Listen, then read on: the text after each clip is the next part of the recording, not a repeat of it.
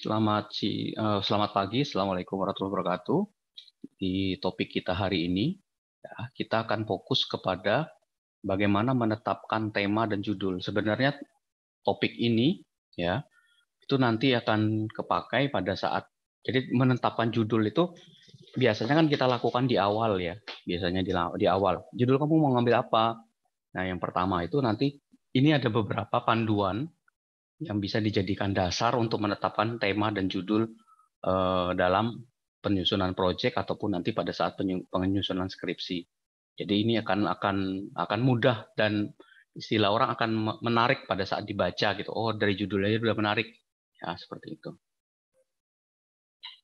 Nah, kalau minggu kemarin kita bahas pada saat jadi sebenarnya referensi yang kita kumpulkan dari jurnal itu bisa menjadi bahan untuk kita mengambil masalah apa yang mau dibahas oleh kita. Jadi kalau kalau kalian kita cari referensi sejenis yang ada di jurnal itu sebanyak-banyaknya, terus kita baca satu-satu. Oh ini kita pakai, ini enggak. Bacanya baca cepat ya, bukan baca bukan baca satu per detail gitu, tapi baca sekilas. Oh ini enggak kita pakai, jadi kita pakai. Nah, data jurnal-jurnal yang ada yang sudah terpilih oleh kita itu bisa menjadi sumber bagi kita untuk definisikan kira-kira tidak hanya latar belakang, tapi masalah apa yang mau kita gali dari topik di skripsi ataupun di proyek yang akan kita ambil. Jadi proses objektivitas masalah itu adalah proses kita yang melandasi masalah dari dua hal. Jadi kita bisa melihat dari sudut pandang literatur yang kita ambil dari jurnal atau buku ataupun literatur-literatur lainnya, atau pada saat kita melakukan pengamatan langsung. Nah, yang sering dilakukan oleh kita itu adalah pengamatan langsung. Misalkan contoh gini pengamatan langsung. Kita mau observasi di perusahaan A. Nah, kalian bikin surat. Sebentar. Jadi kita observasi ke perusahaan, kemudian setelah observasi kita ketemu orang, ya, ketemu pimpinan, terus kemudian kita mengamati lingkup yang ada di perusahaan itu seperti apa, akhirnya menemukan masalah. Nah, dari masalah itu baru kita cari literaturnya dibalik, jadi ya, literaturnya kita balik. Oh, ini ada Pak topik ini nih. Nanti solusinya pemecahannya dengan cara ini, terus nanti pakai metode ini misalkan seperti itu. Nah, dari dua cara ini, ya, dari studi literatur atau pengamatan langsung, bisa dikombin sebenarnya, ya, atau bisa berjalan sendiri. Ada penelitian yang tidak perlu pakai perusahaan, boleh. Sebenarnya dibolehkan. Pak, saya nggak dapat perusahaannya. Boleh aja sebenarnya, tapi dibikin umum. Dibikin umum. Misalkan contoh gini, Pak, saya mau bikin aplikasi penjualan. Nah, penjualan ini nanti diharapkan bisa dipakai di seluruh perusahaan ya, di seluruh toko, di seluruh perusahaan yang melakukan transaksi jual beli.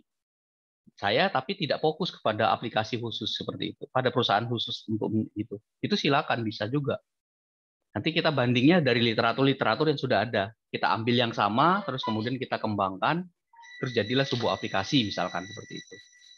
Nah, itu contoh salah satu cara kita untuk menemukan atau melakukan proses objektivitas terhadap masalah yang ingin kita gali.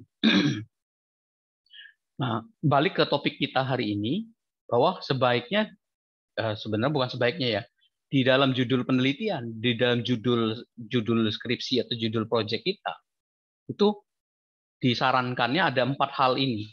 Jadi ada produknya, ada teori yang mendukungnya, ada tujuan, dan ada target yang ingin dicapai. Ya. Nah, produk itu apa? Produk itu artinya adalah hasil penelitiannya. Apakah software, apakah game, apakah metodologi baru, ya, metode baru. Kita buat metodologi baru atau model. Misalkan model perancangan sistem apa, ya. Model analisis apa.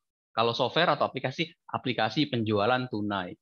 Game, ya, rancangan game apa, dan seperti itu. Nah, produk ini nanti akan mengisi bab-bab tentang pengembangan perangkat, ya, pengembangan produk setelah bab landasan teori. Jadi, ketika kita bicara tentang memilih produk apa yang akan kita gunakan di dalam laporan kita, di dalam penelitian kita, maka nanti penjelasan tentang software aplikasi ini ada di dalam bab yang terkait tentang pengembangan produk setelah bab landasan teori, ya. Pengembangan ya landasan teori. Jadi misalkan di metodologi penelitian atau analisis dan perancangan sistem, atau bisa juga di dalam pembahasan terkait tentang perancangan, itu akan dibahas kita ada di bab berikutnya. Jadi yang pertama adalah kaitannya dalam judul itu ada produk. Kemudian yang kedua ada teori.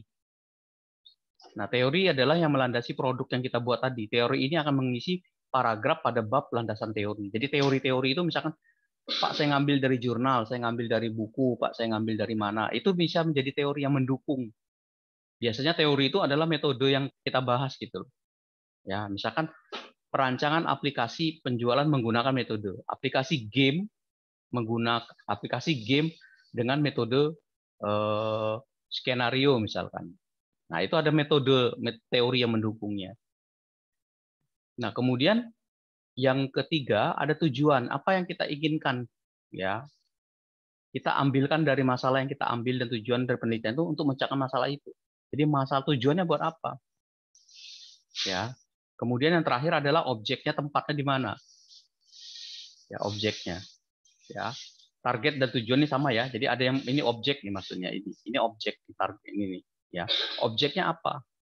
PT ABC di kampus, di UMKM, ya. Jadi ada 4 kelompok ini yang bisa menjadi empat hal ini yang bisa menjadi rujukan di dalam di dalam judul-judul yang akan kita buat. Ini contohnya, judul tugas akhir.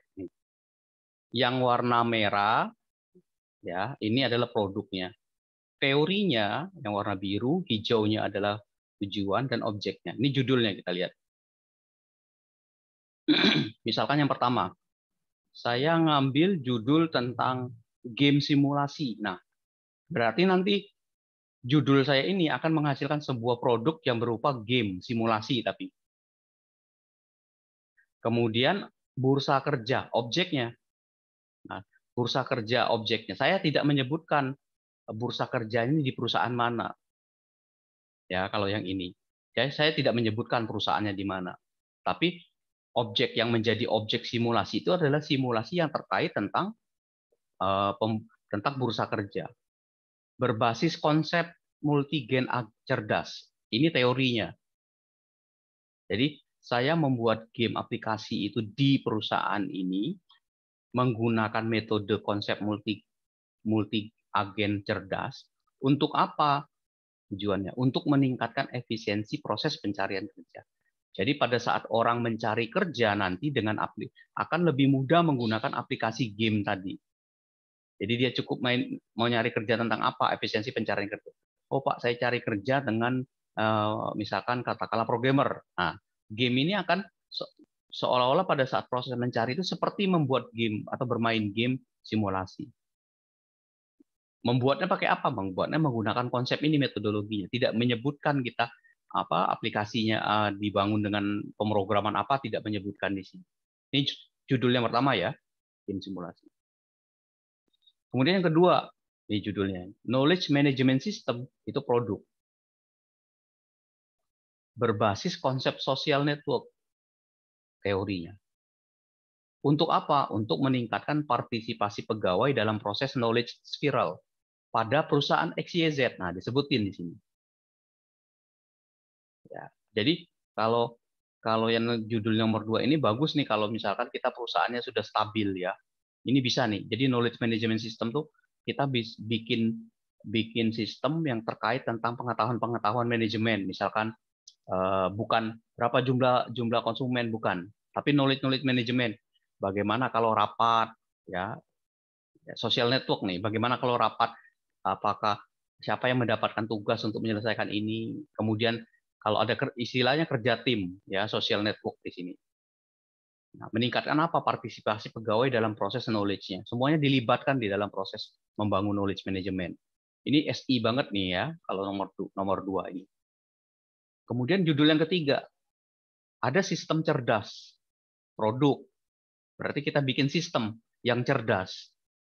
Menggunakan konsep Bayesian Network. Nah, metodenya di sini. Teorinya. Jadi teori ini cenderung ke metode yang digunakan. Untuk apa? Untuk memprediksi mahasiswa DO tujuannya. Di mana? Universitas XYZ. Jadi aplikasinya nanti akan dapat digunakan untuk memprediksi, oh mahasiswa ini hati-hati loh, bisa DO nih. Nah, ada informasi awal ya, memprediksi ya, belum tentu DO mahasiswanya, tapi memprediksi mahasiswa ini mana mahasiswanya yang kira-kira punya potensi bakalan DO. Nah, ini ada kita bikin sistemnya di sini. Jadi ada produk, sekali lagi ada teori, ada tujuan dan ada objek. Ya. Nah, silakan yang lagi ngambil project nanti diatur-atur tuh mana produk, mana teori, mana tujuan, mana objek. Silakan diputer-puter. Ya. Bisa di depan, bisa di belakang. Ini kebetulan produknya di depan disebutin. Ya, jadi bisa aja dibalik. Ya, apakah teorinya dulu misalkan. Ya. Jadi penggunaan konsep multi agen cerdas pada pembuatan aplikasi game simulasi bursa kerja untuk meningkatkan efisiensi proses pencarian kerja. Bisa kan seperti itu? Atau efisiensi proses pencarian kerja menggunakan aplikasi game simulasi bursa kerja berbasis konsep multi agen cerdas. Jadi bisa dibolak-balik judulnya. Mana dulu yang mau disebut, mana dulu yang ini. Tidak ada aturan mana dulu harus disebutin. Kalau kita mau menekankan pada aplikasi, ini kebetulan warna merahnya ini digunakan untuk menekankan bahwa kita akan bikin game, kita akan bikin ini, kita bakalan bikin ini. Ya. Oke, sampai sini ada yang tanyakan? Lanjut ya. Oke. Nah, nanti dari gambaran yang sudah kita buat tadi, judul yang sudah kita buat, kita akan dapat seperti ini alurnya. Ini yang saya suka sekali ini dengan diagram ini. Ini misalkan judulnya ini yang kita pilih. Sistem cerdas berbasis algoritma sirkuit Hamilton dan Petrinet untuk menentukan trayek angkutan kota yang efektif. Jadi sistem cerdas ini adalah aplikasinya, produknya, berbasis algoritma sirkuit Hamilton dan Petrinet. Ini teorinya. Untuk apa tujuannya? Menentukan trayek angkutan kota. Ya. Nah, trayek angkutan kota yang efektif. Di sini tidak menyebutkan tempatnya di mana. Ya, kayak tadi. Berarti trayek angkutan kota udah pasti di tempat atau di kota di daerah yang memiliki angkutan kota angkot. Ya. Nah, karena tidak menyebutkan bisa jadi ini nanti diharapkan bisa dipakai di semua kota yang punya angkutan kota yang punya angkotnya. Ya, seperti itu. Oke. Bentar saya cek dulu ini slide-nya benar nggak? Oke. Ya, oke. Nah, dari judul yang kita buat tadi itu ya, kita tulis di sini. Kita akan bisa memetakannya ke dalam 1 2 3 4 5 6 7. Jadi istilahnya ini seperti bab gitu. Jadi bab 7 ya, ada 7 bab yang akan digunakan. Nah, yang pertama adalah dari sini kita bisa dapat problemnya. Dilihat ya. Jadi kita problem masalah. Ini bab 1 nih. Bab 1 di sini. Ya, kita cerita di sini pertumbuhan angkot dan kendaraan pribadi yang pesat. Ini asumsinya normal ya, kendaraan normal ya, belum ada angkutan online yang saat ini ya. Jadi pertumbuhan angkot kendaraan dan kendaraan pribadi itu pesat. Kita cerita berdasarkan Kompas tahun sekian dinyatakan bahwa angkutan kota dan kendaraan pribadi yang pesat, kendaraan pribadi itu berkembang pesat dengan jumlah sekian-sekian rasionya. Kita sebutin itu. Kita rujuk dari mana. Nah, selama ini akan memunculkan atau kesulitan dalam pemerintah ataupun masyarakat kesulitan menentukan trayek angkot yang efektif. Hal itu disebabkan kenapa? Pertama, pertumbuhan jalan yang tidak sebanding dengan pertumbuhan angkot dan kendaraan pribadi. Jalan tidak nambah-nambah, tidak nambah itu ukurannya tidak dilebarkan, tidak ada jalan baru, akhirnya kendaraan ini bertambah tidak sejalan dengan atau tidak sebanding dengan pertumbuhan jalan. Nah, ini menjadi dasar sebutin ininya literatur yang mendukungnya bla bla bla. Nah, dari problem yang ada tadi kita bisa gabungin ke bab 1 lagi di ujungnya itu. ada peluang di sini, opportunity, kesempatan. Ya, jadi kita tulis opportunity. Ya, jadi oleh karena itu, dari permasalahan tersebut, bisa juga seperti itu, Dishub perlu membuat atau perlu simulasi berbasis komputer untuk menentukan trayek angkot yang efektif. Jadi dengan adanya masalah ini, Dinas Perhubungan itu punya kesempatan untuk membuat simulasi atau membuat aplikasi berbasis simulasi, berbasis komputer untuk menentukan kira-kira trayek angkot yang mana yang efektif. Jadi ada peluang tadi. Kenapa? Karena jalan mungkin nggak bertambah terus, tapi kendaraan umum dan kendaraan pribadi itu tumbuh terus tiap hari, tiap tahun malahan, tiap bulan itu bertambah terus, berapa orang yang beli, berapa ini. Nah, daripada berpikiran, aduh bagaimana ya kalau jalannya ditambah, kan anggarannya besar dan waktunya mungkin butuh lama. Akhirnya bikinlah aplikasi simulasi. Jadi berapa yang dibutuhkan untuk lebar jalan, berapa jalan baru harus dibuat kalau jumlah kendaraannya sekian-sekian. Nah, jadi dari problem yang ada, itu memunculkan kesempatan atau peluang bagi kita untuk menyelesaikan itu. Dari masalah dan opportunity ini nanti akan menghasilkan pendekatan yang digunakan untuk menyelesaikan masalah nih, approach. Cara kita memecahkan masalah. Jadi untuk menentukan trayek angkot yang efektif ini, kita gunakan dua metode. Algoritma sirkuit Hamilton, dan yang kedua adalah Petrinet. Ini jaringan ya, jaringan. Kan angkot itu kan sebenarnya kalau di kota kan muter-muter gitu ya. Muter itu balik lagi, jadi ya rutenya artinya tidak keluar kota, dia di dalam kota, muternya kemana-mana seperti itu. Nah, ini bisa digunakan algoritma sirkuit Hamilton nantinya dan Petrinet.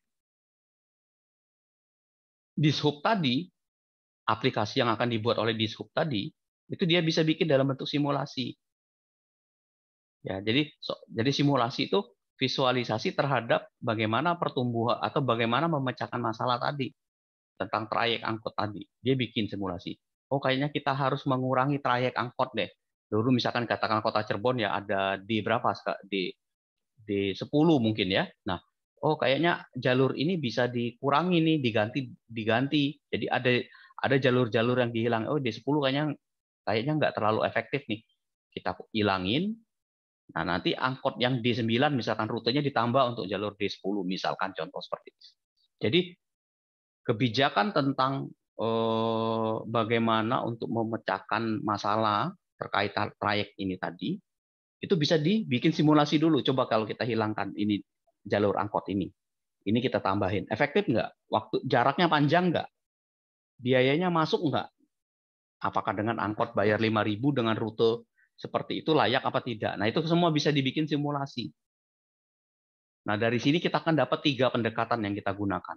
Jadi dengan menggunakan algoritma Hamilton, dengan menggunakan Petrinet, dan aplikasinya dibuat nanti hanya sekedar simulasi saja.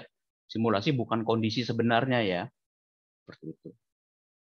Nanti dari pendekatan yang kita pilih ini, ya dengan pendekatan yang kita pilih ini akan menghasilkan pakai aplikasi apa yang akan dibuat. Software development-nya seperti apa? Pak, nanti saya merancangnya, mendesainnya itu dengan UML. Nanti programnya saya gunakan Java. Ya.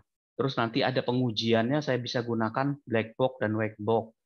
Jadi kalau ini bab 1 ya, bab 1. Kalau ini bab 2 landasan teori. Oke, ini bab 2 tentang landasan teori. Software development itu bisa masuk bab 3, cara kita mengembangkannya seperti apa. Kita nanti sebutkan pakai UML-nya, diagramnya seperti apa, ada use case-nya, ada aktornya, dan segala macam. Terus nanti aplikasi dibuat dengan Java.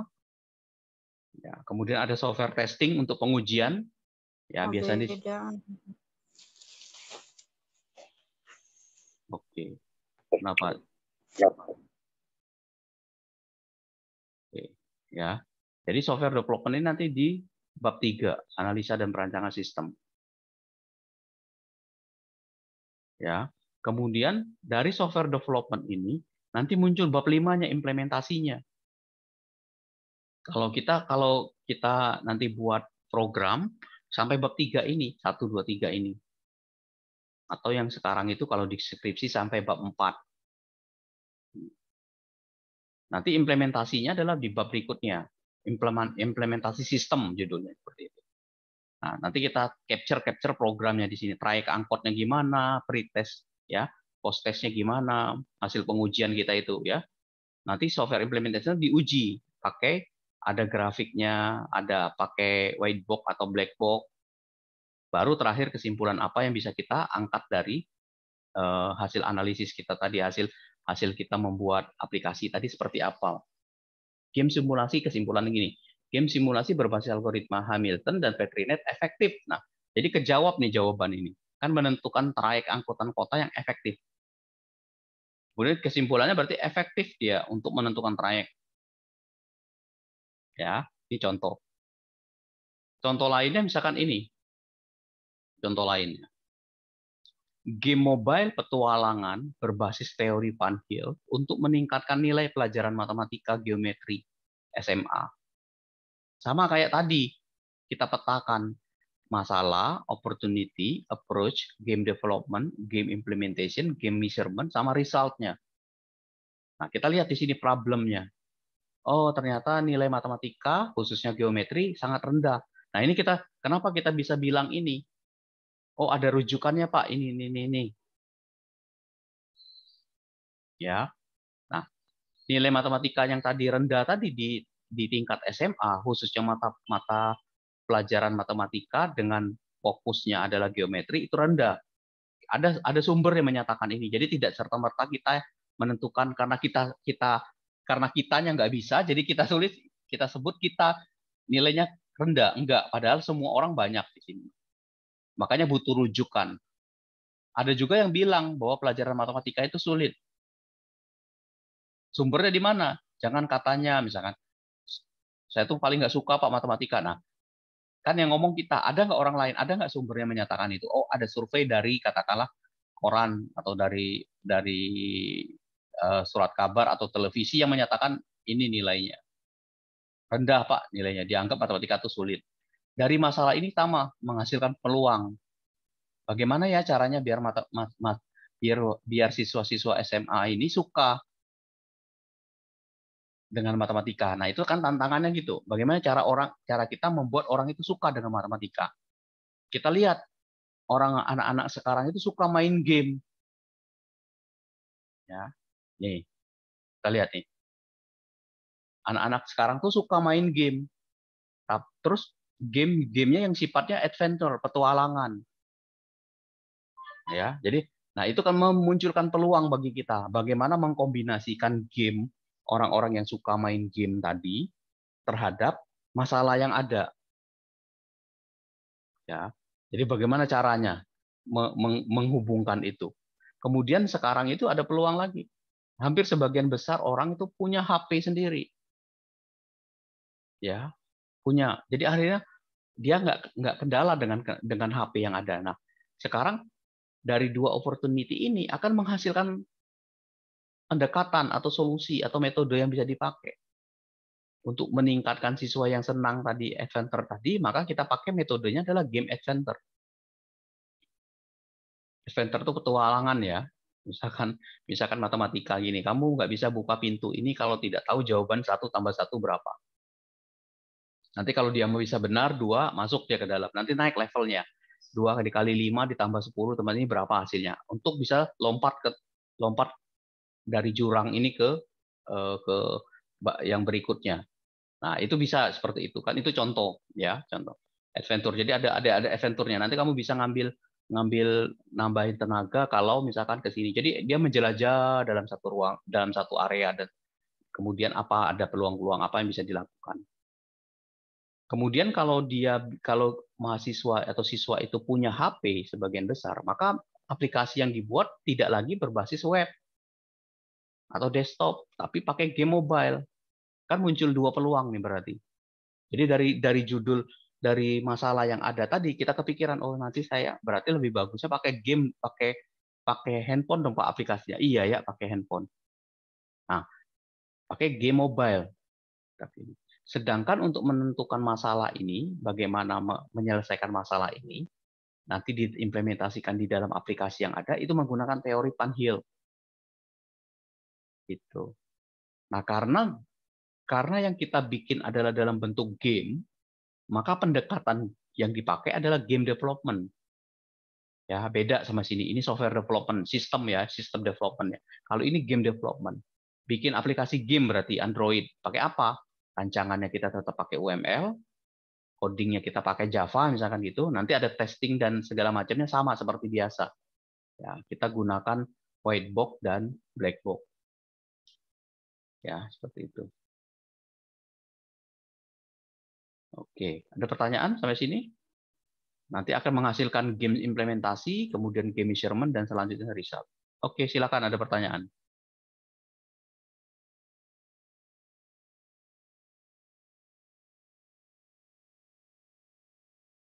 Belum? Oke, lanjut ya. Oke. Nah, ini kasusnya ini sama. Sama dengan yang sebelumnya. Ini game juga ini. Game simulasi mobile menggunakan pendekatan applied behavior analysis dan augmentatif dan alternatif komunikasi untuk terapi komunikasi anak autis. Ini contoh. Ya, ada masalah di sini, ada kelompok-kelompok. Jadi masalahnya itu ya kalau kalian bisa pecah. Jadi kalau judul project kalian itu, judul project atau skripsi nanti yang kan kalian ambil itu, kalian bisa petahkan ke dalam kelompok ini lebih enak presentasinya. Jadi cukup dengan satu slide ini presentasi ya, di depan pengujinya itu. Ini Pak ada masalah Pak, masalahnya itu 1, 2, 3. Ini ada 3 masalah. Kalau yang ini tadi ada 2 masalah. Nih, ini 3 masalahnya. Nanti masalah ini ya memunculkan peluang bagi kita. Untuk apa? Ya, untuk memecahkan masalah tadi, masalah ini kesulitan berkomunikasi. Ya, nah kita lihat anak-anak yang berkebutuhan khusus ini tadi, yang autis tadi, oh ternyata dia tertarik dengan teknologi. Kita kasih handphone, misalnya dia suka.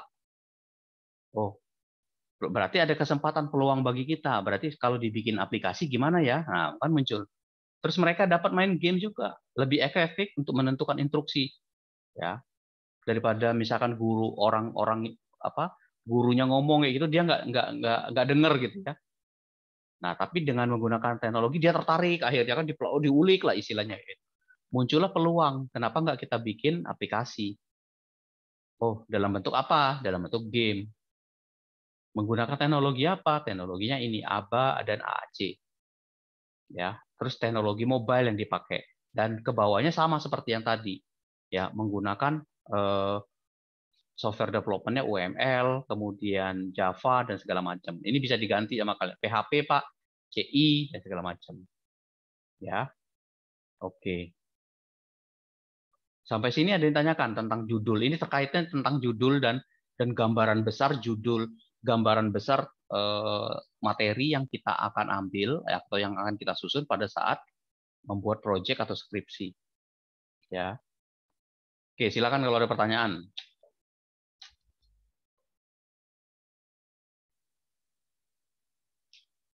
Oke. Belum? Oke. Lanjut ya, sebentar lagi nih. Nah, ada juga modelnya ini rangkuman ya. Kalau yang ini ya, kalau ini tuh berkaitan tentang gambaran besar. Jadi nanti seluruh bab itu kelihatan di sini. Nah, ini yang kita sebut sebagai kalau yang gambaran seperti ini tuh gambaran dari bab 1 sampai bab terakhir ini, kesimpulan dan saran. Ya. Jadi kalau kalian mengambil judul kalian coba petakan ke sini sedikit-sedikit. Ya, kelihatan nggak? Mungkin kalau di project pengujiannya belum ada. Artinya hanya sekedar bisa mampu membuat aplikasi, berarti software implementation. Jadi di project ininya di skip. Nanti pada saat deskripsi ada ininya, ya software measurement-nya. Seperti itu. Oke, yang berikutnya adalah tentang kerangka berpikir. Nah, ini biasanya di bab berapa nih? Tentang metodologi penelitian atau analisis dan perancangan sistem, misalkan begitu. Nah, ini gambarannya ini nanti detail saya akan bahas lebih detail di pertemuan ke depannya ya. Jadi ketika kita jadi intinya gini, yang disebut sebagai kerangka berpikir skematis ini adalah bagaimana cara kita merangkum seluruh bab ya, ya sama seperti ini sebenarnya. Kalau ini kan cuma gambaran detailnya dia umum gini. Tapi kalau ini dia bikin ini babnya latar belakangnya apa. Ya. Terus kemudian ada latar kondisi ini, latar belakang situasional, tantangannya apa. Ini judulnya seperti ini. Peranan sistem informasi pemasaran dalam meningkatkan volume penjualan pulsa, misalkan. Nah, ini kita buat di sini. Ini bab 1 nih. Identifikasi masalah, bagaimana cara kita mengidentifikasi. Jadi dari latar belakang kondisional dan situasional ini memunculkanlah sebuah identifikasi masalah. Ya. Nah, kemudian ada tujuannya yang akan kita buat. Bagaimana peranan SIP, sistem informasi penjualan, sistem informasi pemasaran. Tujuannya apa? Untuk mengetahui peranan. Jadi kalau pertanyaannya bagaimana peranan sistem informasi pemasaran dalam meningkatkan volume, nanti di sininya tujuannya kita adalah bagaimana, kalau ini kan bagaimana pertanyaan masalahnya. Yang tujuannya nanti mengetahui bagaimana, untuk mengetahui apa tujuannya, untuk mengetahui peranannya seperti apa. Bagaimana pelaksanaan SIP. Jadi untuk mengetahui pelaksanaan SIP ya, dalam hubungan dengan ini. Jadi kita bisa tahu, oh kayak gini pelaksanaan. Komponen SIP apa saja yang digunakan. Nah, kita nanti akan tujuannya adalah untuk mengetahui komponen mana yang kira-kira memberikan ya, atau yang digunakan di perusahaan tersebut. Jadi saling menjawab dia seperti itu ya.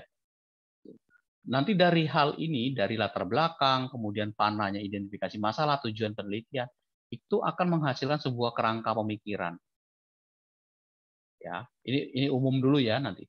Jadi yang pertama, sistem informasi pemasaran, ada sistem informasi akuntansi intern, ada intelijen, ada pendukung keputusan pemasaran, strategi pemasarannya, volume penjualan. Jadi kerangka pemikiran ini akan melandasi, oh yang mau kita bahas itu adalah peranan SIP, itu akan melahirkan sistem informasi pemasaran yang terdiri dari, kemudian ini bagaimana pelaksanaan SIP, berarti strategi pemasarannya, lewat marketing mix. Volume penjualan ini bicara tentang bagaimana komponen SIP yang akan digunakan. Ya, nah nanti dari sini akan menghasilkan sebuah alat analisis. Kalau ini kebetulan tidak bikin program ya, jadi menggunakan alat analisisnya menggunakan statistik. Ada uji korelasi, ada analisis deskriptif, ada analisis deskriptif hasil dari kuesioner. Ya, jadi ini yang dijadikan dasar untuk melakukan analisis atau mengolah data yang diperoleh dari kuesioner nantinya dengan menggunakan uji-uji statistik yang ada. Ya, ini contoh gambaran jadi membangun ini. Ada model lain seperti ini, kayak tadi itu. Ya. Nah, kerangka pemikiran. Jadi silakan kalian nanti memilih ya. Ini saya nggak tugaskan ini, tapi silakan kalian pilih misalkan mau pakai cara yang mana ini, model gini, model seperti ini atau model seperti ini. Ya. Jadi sebenarnya intinya sama. Misalkan judul gini, analisa dan perancangan CRM. Peran dosen penasehat akademik terhadap perkembangan mahasiswa, studi kasusnya di ini. Nah, kita bisa bangun kerangka pemikirannya. Masalahnya apa? Bagaimana peran dosen itu? Bagaimana hubungan dosen PA dengan mahasiswa tadi? Masalahnya ini. Oke, pendekatannya dengan menggunakan CRM. Jadi dianggap dosen atau mahasiswa ini sebagai konsumen. Ya, konsumen dalam hal perkuliahan ya. Misalkan gini, kalian mengambil mata kuliah metodologi. Nah, bagaimana peranannya? Kalau dosen wali kan berarti bagaimana mahasiswa yang nilainya kurang ketika ketemu dosen wali, ini kamu bisa lulus tepat waktu, ini nggak bisa. Nanti ngambil di SP ya. Oh ini ada, Pak saya mau cuti. Ya, itu konsulnya ke dosen PA tadi, dosen pembimbing akademik tadi. Pendekatan itu ternyata bisa diadopsi dengan menggunakan pendekatan CRM. Ya, walaupun CRM ini lebih cenderung kepada jual beli ya antara konsumen dengan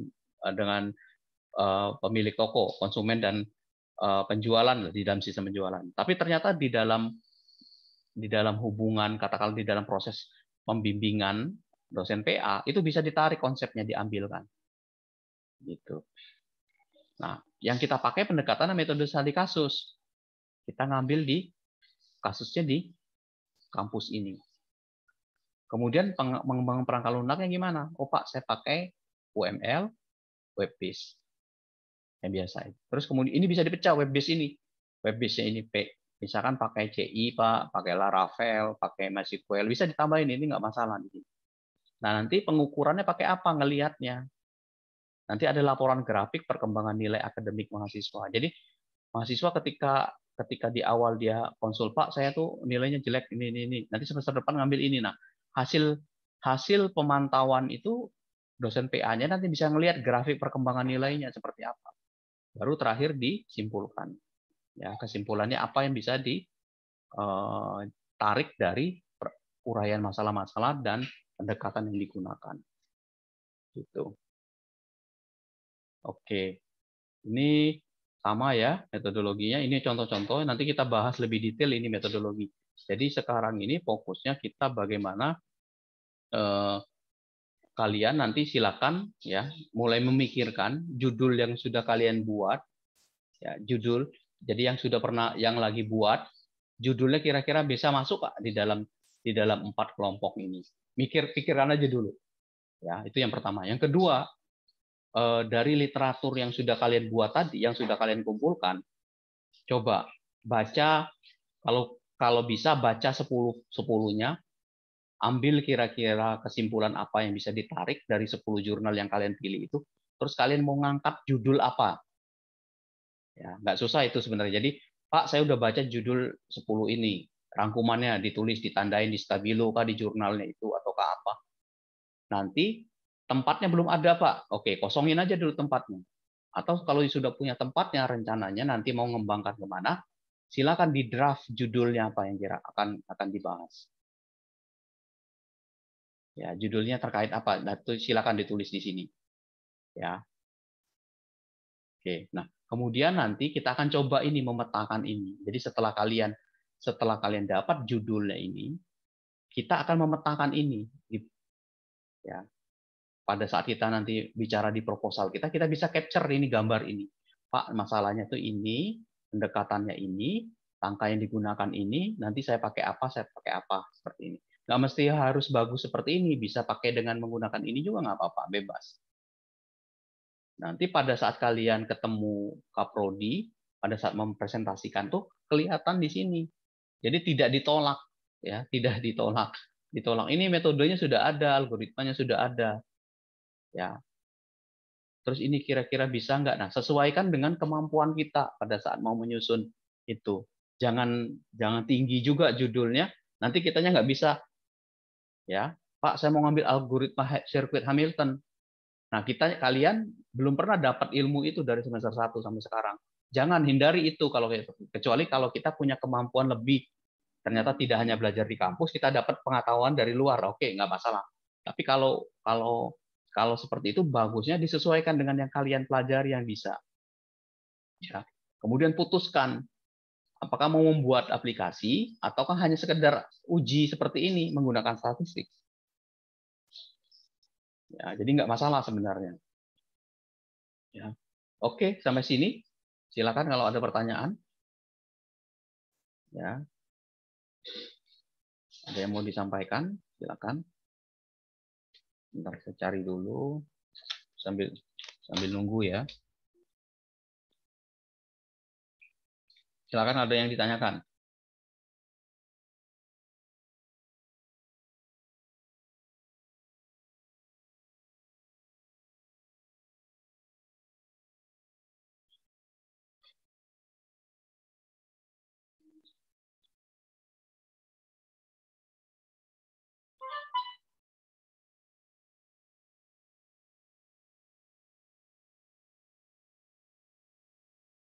Oke, ada?